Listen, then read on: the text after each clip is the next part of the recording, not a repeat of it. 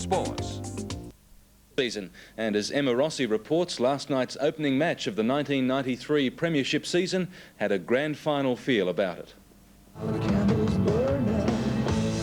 Collingwood and Fitzroy know how to draw a crowd.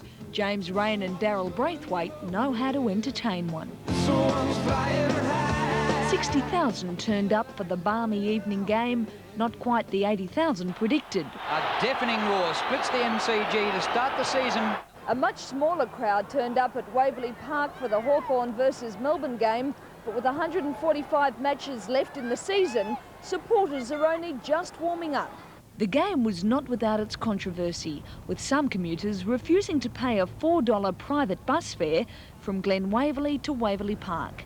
Passengers weren't able to use their Met ticket, and the state government has withdrawn subsidies for the bus companies. Way too expensive. How can pensioners pay an extra $4? But for most supporters, the game couldn't be missed, especially if this is the first year you've been allowed to show your true colours. Emma Rossi, 7 Nightly News. All today's highlights coming up after the break. Fitzroy recruit Michael Dunstan will never forget his first match in AFL ranks. He achieved every kid's dream. Scores were level with only minutes to the final siren when he marked in goal to give the Lions a thrilling 6-point win over Carlton. Matthew Brooks reports. The Lions dominated play early. In particular, West Australian recruit Michael Dunstan stood out from the pack. Trailing by 20 points, the Blues needed to lift, the towering Earl Spalding sparking the resurgence. Here's a chance for the Blues. By quarter time, Fitzroy's lead had been reduced to just 8 points, and when Craig Bradley goaled, the Blues took the lead. Darren Wilden kept the game tight, but Kernahan's second goal ensured the edge stayed with the Blues. Up in the square. Oh, was it touched? I don't think so. I think it's a goal. Yes. The lead was extended to 19 points when Brent Heaver kicked his third, while Peter Satori attempted to bridge the gap, goaling twice in 2 minutes. But combining clever defence under pressure with strong marking up front, the Blues went into the third break 24 points clear. Desperate to turn the tide, Fitzroy coach Robert Shaw stacked his forward line. The gamble worked, producing 4 quick goals and levelling the scores. Yes, another goal to the Blues. With tensions mounting, Paul Roos gave the umpire an earful, following a controversial decision which resulted in a Carlton goal. But the Lions kept their cool, and in the dying minute, Michael Dunstan gave the Roys a thrilling 1-goal win.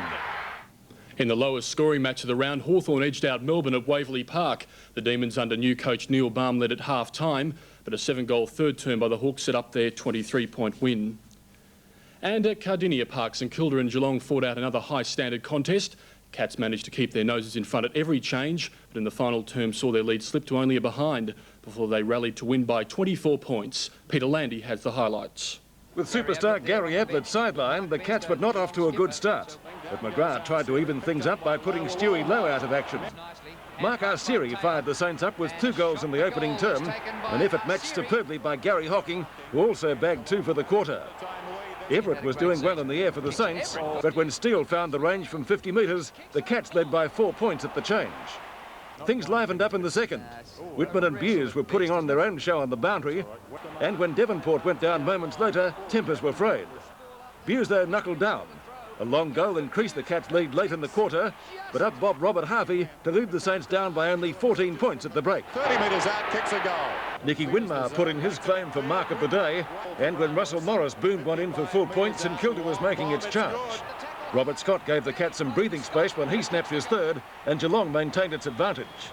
Quick goals to McAdam and Winmar early in the last brought the Saints to within a point, but Geelong had the answers. Mensch marked strongly for his 5th, and when Forsman snapped truly, it was all over, the home side up by 4 goals. Peter Landy, 7 Nightly News. At the MCG, neither North Melbourne nor Brisbane had any trouble finding the goals, which were shifted during the week. The Roos under new coach Dennis Pagan booted 24 goals, while the Bears managed 22 and going down by 23 points. Longmire kicked 8 for the winners, Merritt kicked 6 for the losers. And that wraps up all this afternoon's footy news. After the break, more sport. Carlton came back just before quarter time. They dominated the second quarter, dominated the third, and at 3/4 time they were leading 15 goals, 8-98 to Fitzroy.